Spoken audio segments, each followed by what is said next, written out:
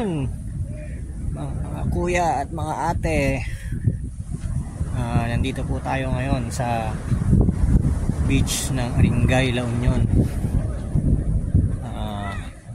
Ito po isa sa mga seaside town ng La Union. Maganda ng dagat, mahangin ngayon sa maalon, pero tignan nyo po ang layo pa rin ng shoreline. Sabi niya lalaki dito, maraming naliligo at hindi naman sila makakalayo niyan kasi malaki at delikado rin. So, lalapit tayo para makita nyo.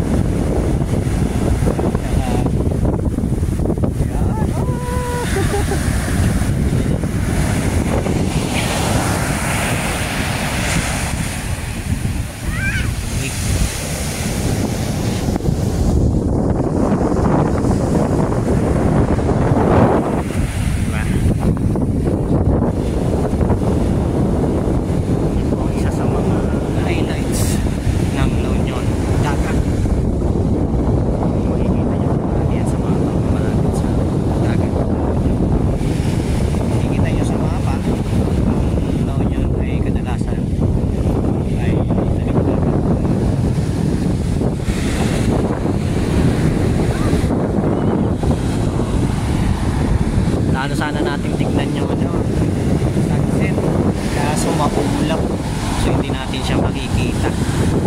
So itatry natin sa mga susunod na araw kung makikita natin, pero for now gusto ko lang makikita sa inyo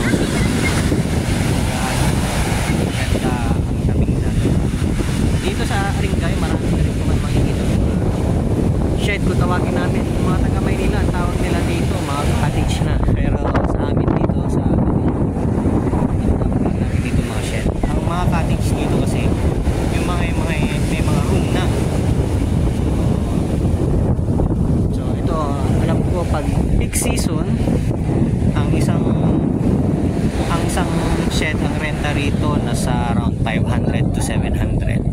Yung mga malalaki minsan maabot pa ng 800, pero pag off peak, hindi naman siya peak season, minsan 300, 500.